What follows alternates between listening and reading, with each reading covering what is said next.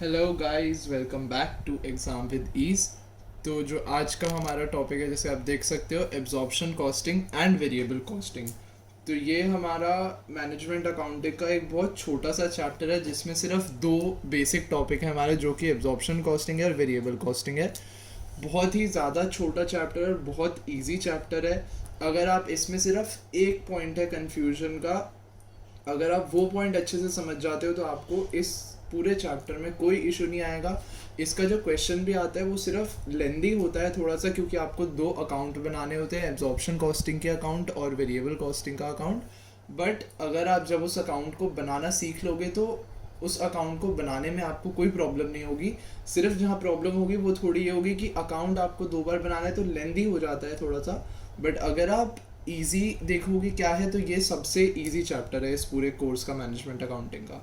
तो सबसे पहले हम स्टार्ट करते हैं बेसिकली है क्या इस चैप्टर में। तो हमने पढ़ा है कि जो हमारी टोटल कॉस्ट होती है उसके दो पार्ट्स होते हैं। Total cost is equal to fixed cost and दूसरा पार्ट क्या होता है, variable cost.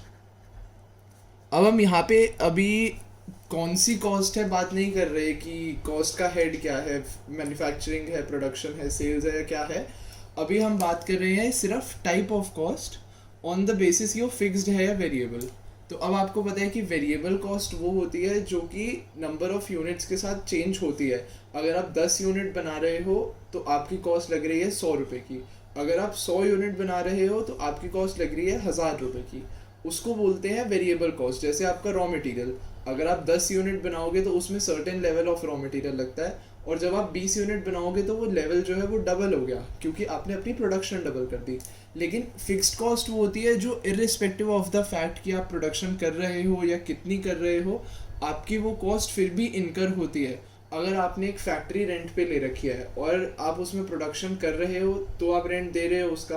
But even if you don't produce anything, अगर आपका कोई वहाँ पे काम नहीं चल रहा, तब भी जो लैंडलॉर्ड है उसको फ़र्क नहीं पड़ेगा, वो आपसे रेंट फिर भी कलेक्ट करता रहेगा जितना कॉन्ट्रैक्ट में साइन हुआ। तो इसका मतलब कि फिक्स्ड कॉस्ट वो होती है जो हमारी इनकर होती ही है एनी केस, और वेरिएबल कॉस्ट वो होती है जो हमारी प्रोडक्शन के बेसिस पे इनकर होती है। तो जो हमारा इसमें बेसिकली हम इस चैप्टर में दो स्टेटमेंट्स बनाते हैं। एक स्टेटमेंट होती है एब्जॉर्प्शन कॉस्टिंग के अकॉर्डिंग और एक स्टेटमेंट होती है वेरिएबल कॉस्टिंग के अकॉर्डिंग। तो हम एक इनकम स्टेटमेंट बना रहे हैं जिसमें से हम प्रॉफिट निकालेंगे। एक हम इस मेथड के बेसिस पे प्रॉफिट निकालेंगे और एक हम इसके बेसिस पे प्रॉफिट निकालेंगे, और फिर हम स्टडी करेंगे कि एक्चुअल में जो उसमें डिफरेंस है वो डिफरेंस आता क्यों है। तो सबसे पहले हम बात करते हैं कि इन दोनों का मीनिंग। तो सबसे पहले एब्जॉर्प्शन कॉस्टिंग हमारे पास जब आता है, तो एब्जॉर्प्शन से आप क्या समझते हो? एब्जॉर्ब करना, यानी कि आप जितना भी कुछ है आप सब कुछ एब्जॉर्ब कर रहे हो, विच मीन्स कि जितनी भी आपकी कॉस्ट है, ऑल द कॉस्ट। और यहाँ पे आप ध्यान रखना है आपको कि हम मैन्युफैक्चरिंग या प्रोडक्शन रिलेटेड कॉस्ट की बात कर रहे हैं। ऑल कॉस्ट से यहाँ पे हमारा सिर्फ फिक्स्ड और वेरिएबल के टर्म्स में मतलब है, हमारा मैन्युफैक्चरिंग या सेल्स के टर्म्स में नहीं है। वो जो टाइप ऑफ कॉस्ट होती है कि मैन्युफैक्चरिंग कॉस्ट है या फिर हमारी सेलिंग कॉस्ट है, वो डिफरेंस हमारा इन दोनों में नहीं रहता। हम इसमें भी सिर्फ प्रोडक्शन कॉस्ट को केटर करते हैं कॉस्ट ऑफ गुड्स के लिए, और इसमें भी हम प्रोडक्शन रिलेटेड कॉस्ट को करते हैं। तो सबसे पहले यहाँ पे हमारी जितनी भी ऑल कॉस्ट हैं रिलेटिंग टू क्या, manufacturing and production, relating to manufacturing and production. जैसे आपने कॉस्ट अकाउंटिंग में पढ़ा है कि आपके फैक्ट्री ओवरहेड्स होते हैं, या आपका मटेरियल कॉस्ट है, या आपकी लेबर कॉस्ट है, तो वो जितनी भी होती है आप इसमें इंक्लूड कर लेते हो, चाहे वो फिक्स्ड हो या चाहे वो वेरिएबल हो। फिक्स्ड होगी आप तब भी इंक्लूड करोगे, अगर वो वेरिएबल होगी तब भी आप इंक्लूड करोगे। तो इसमें अब हमने देख लिया कि जो हमारी एब्जॉर्प्शन कॉस्टिंग होती है उसमें जब हम बेसिकली हम इन दोनों में इनकम स्टेटमेंट जो बनाते हैं उसमें सबसे पहले हमारी आती है कॉस्ट ऑफ गुड्स। तो जो बेसिक डिफरेंस आता है इन दोनों अकाउंट्स में वो हमारा यही आ जाता है कि जो कॉस्ट ऑफ गुड्स की वैल्यूएशन है वो किस बेसिस पे कर रहे हैं। एब्जॉर्प्शन कॉस्टिंग में जो हमारी कॉस्ट ऑफ गुड्स निकाली जाती है उसमें हम फिक्स्ड मैन्युफैक्चरिंग कॉस्ट और वेरिएबल मैन्युफैक्चरिंग और प्रोडक्शन रिलेटेड कॉस्ट, इन दोनों को केटर करते हैं, जिसके बेसिस पे हम अपनी वैल्यू ऑफ गुड सोल्ड या जो भी हमारी कॉस्ट ऑफ गुड सोल्ड है वो निकालते हैं, हमारी कॉस्ट ऑफ क्लोजिंग स्टॉक आती है इसके बेसिस पे। लेकिन ऑन द अदर हैंड जब हम देखते हैं वेरिएबल कॉस्टिंग, तो आपको नाम से पता चल रहा है वेरिएबल कॉस्टिंग, यानी कि इसमें हम क्या करेंगे, सिर्फ वेरिएबल कॉस्ट इंक्लूड करेंगे। तो इसमें ओनली हम क्या इंक्लूड करने वाले हैं, वेरिएबल कॉस्ट रिलेटिंग टू, जैसे हमारा ऊपर था मैन्युफैक्चरिंग एंड प्रोडक्शन। तो अब आपको पता चल गया कि यहाँ पे हम फिक्स्ड और वेरिएबल दोनों इंक्लूड कर रहे थे, यहाँ पे हम सिर्फ क्या इंक्लूड कर रहे हैं, मैन्युफैक्चरिंग एंड प्रोडक्शन वाली जो वेरिएबल कॉस्ट है। तो इसमें जब हम कॉस्ट ऑफ गुड सोल्ड निकालेंगे तो आप इसमें देख रहे हो कि उसमें हमारी सिर्फ वेरिएबल कॉस्ट होगी उस गुड की, लेकिन जब यहाँ पे कॉस्ट ऑफ गुड सोल्ड आएगा उसमें फिक्स्ड और वेरिएबल दोनों होंगी। तो अब इसमें वेरिएबल कॉस्टिंग में करते टाइम हम पहले निकालते हैं कॉस्ट ऑफ गुड सोल्ड और कॉस्ट ऑफ क्लोजिंग स्टॉक, और उसके बाद हम उससे निकालते हैं, उसमें फिक्स्ड कॉस्ट ऐड करते हैं और जिससे कि हम टोटल कॉस्ट निकालते हैं। तो अब हम सबसे पहले इनका फॉर्मेट स्टडी करते हैं। क्वेश्चन हम अगली क्लास में प्रैक्टिस करेंगे, इसका सिर्फ एक या दो ही क्वेश्चन प्रैक्टिस कराने की ज़रूरत है, क्योंकि इसमें एक ही पॉइंट है सिर्फ जो आपको मेन समझना है। बाकी अगर आप बेसिक फॉर्मेट समझ लोगे दोनों कॉस्ट शीट का अगर आप या इनकम स्टेटमेंट का, तो आपको बिल्कुल कोई इशू नहीं आएगा इस चैप्टर में। तो सबसे पहले हम स्टार्ट करते हैं हमारा एब्जॉर्प्शन कॉस्टिंग से। तो एब्जॉर्प्शन कॉस्टिंग का मैं आपको फॉर्मेट बुक से दिखा देता हूँ। यहाँ पे हमारा बुक में mister M N Arora sir की बुक है हमारे पास, मैनेजमेंट अकाउंटिंग। तो यहाँ पे आपको दे रखी है income determination under absorption costing. तो यहाँ पे जब आपने स्टार्ट करा, इनकम स्टेटमेंट है जो आपकी एब्जॉर्प्शन कॉस्टिंग के अंडर, तो सबसे पहले आप स्टार्ट किससे करते हो, सेल से, क्योंकि आपकी कोई भी इनकम स्टेटमेंट होती है वो कैसे स्टार्ट होती है, आपकी इनकम से, विच इज़ सेल्स। तो सबसे पहले आप इसमें सारी निकालते हो प्रोडक्शन कॉस्ट, जिसमें कि आपने सबसे पहले डायरेक्ट मटेरियल डाल दिया, आपने डायरेक्ट लेबर डाला, वेरिएबल मैन्युफैक्चरिंग ओवरहेड डाले और फिक्स्ड मैन्युफैक्चरिंग ओवरहेड डाले। जैसे मैंने आपको बताया था कि बेसिकली जितने भी आपके मैन्युफैक्चरिंग और प्रोडक्शन से रिलेटेड आपके जितने भी एक्सपेंसेस हैं, जितने भी कॉस्ट है, आप वो सब इंक्लूड करते हो। उसके बाद ये आप देखोगे ध्यान से तो बेसिक फॉर्मेट है आपका कॉस्ट शीट का है। इसके बाद आप क्या ऐड करते हो, आपका जो ओपनिंग स्टॉक है फिनिश्ड गुड्स का, यानी कि जो लास्ट ईयर का आपका क्लोजिंग स्टॉक था, तो आप इसमें वो ऐड करते हो। इससे आपकी क्या आती है, cost of goods available for sale, कि बेसिकली आपने 5000 यूनिट्स इस ईयर में प्रोड्यूस करे और 1000 यूनिट्स आपके पास पिछले ईयर से पड़े थे, तो यानी कि आपके पास जो आज हैं वो टोटल 6000 यूनिट्स हैं at a certain price, at a certain cost, जिनको आप सेल कर सकते हो। अब 6000 में से आपने जो 500 थे यूनिट्स वो आपने नेक्स्ट ईयर के लिए रख लिए, तो वो आपका क्या हो जाएगा, क्लोजिंग स्टॉक। तो आपने यहाँ पे लेस कर दिया क्लोजिंग स्टॉक, जो कि आपकी valued at production cost of current period. ये हमारी जो प्रोडक्शन कॉस्ट आई है, यही डिफरेंस है आपका एब्जॉर्प्शन और वेरिएबल कॉस्टिंग में। यहाँ पे जो आपकी प्रोडक्शन कॉस्ट आएगी वो सिर्फ वो फिक्स्ड और वेरिएबल दोनों इंक्लूड करके आएगी। तो यहाँ पे आप निकाल दोगे, इससे क्या आ जाएगा आपका क्लोजिंग स्टॉक लेस करने के बाद कॉस्ट ऑफ गुड सोल्ड। इसमें एब्जॉर्प्शन कॉस्टिंग में सिर्फ ये एक पॉइंट आता है जो इस पूरे चैप्टर में मेन पॉइंट है और जो आपको समझना है ध्यान से, वो है अंडर और over absorption of fixed manufacturing overhead.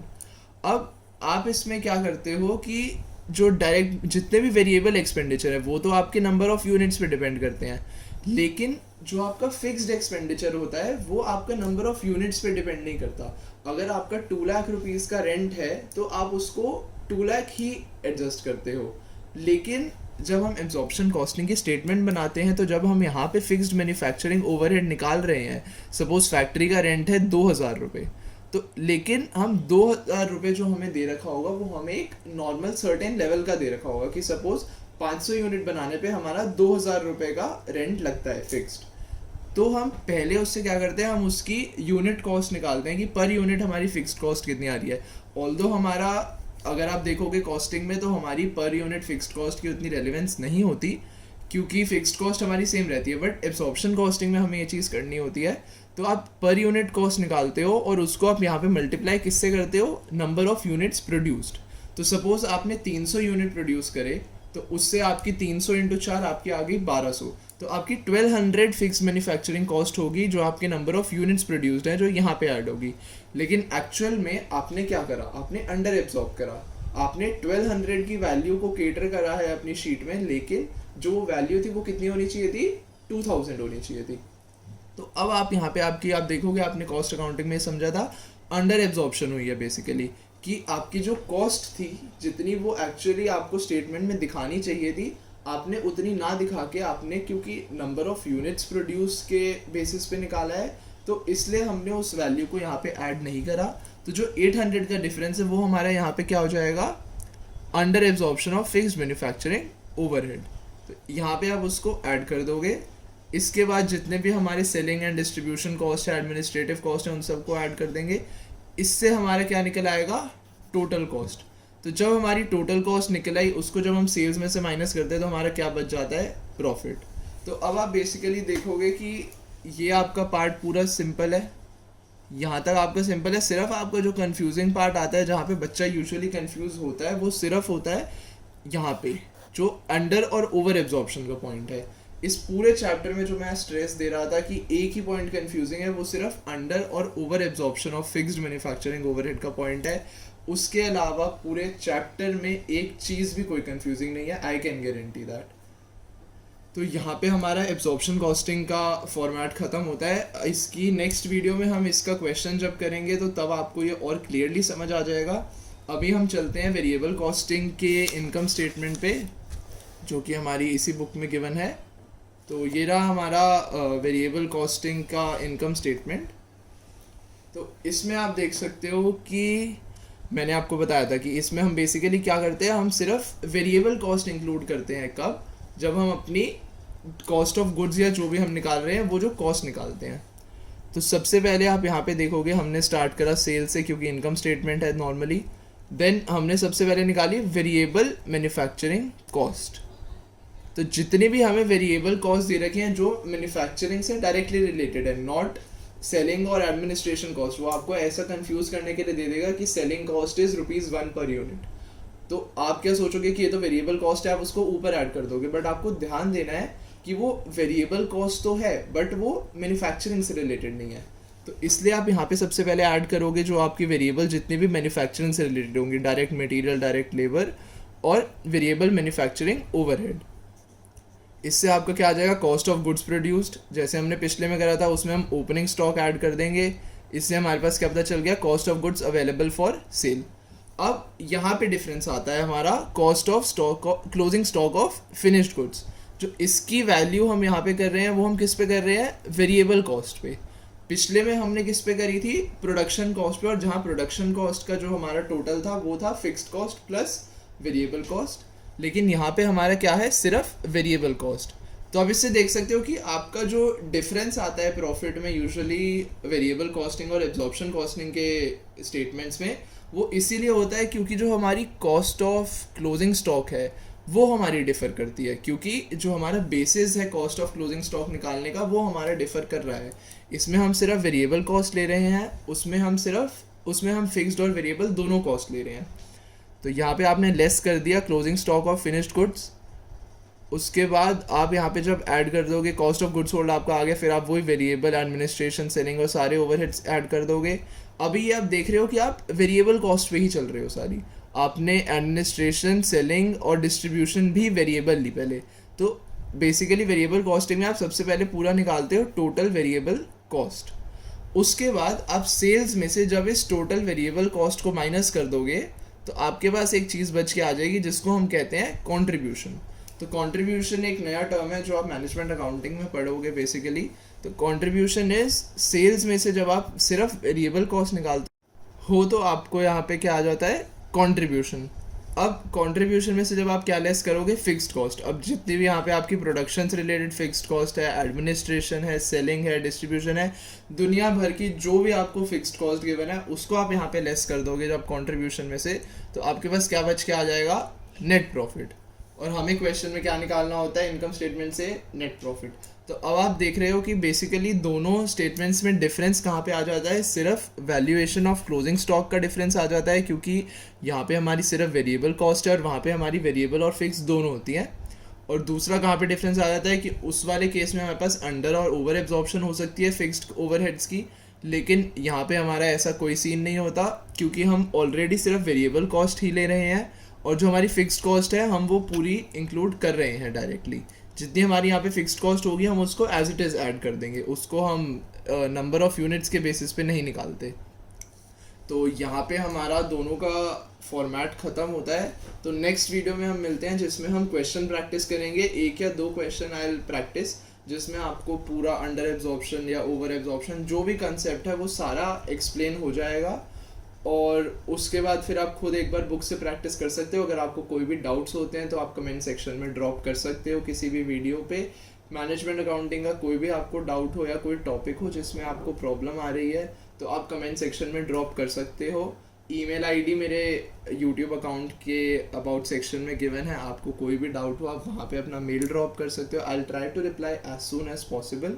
तो अगर आपको ये वीडियो अच्छी लगी तो please like and comment and do subscribe to my channel, और अपने फ्रेंड्स के साथ भी ये वीडियो शेयर करो ताकि उनको भी मैनेजमेंट अकाउंटिंग पढ़ने में आसानी हो। So thank you so much.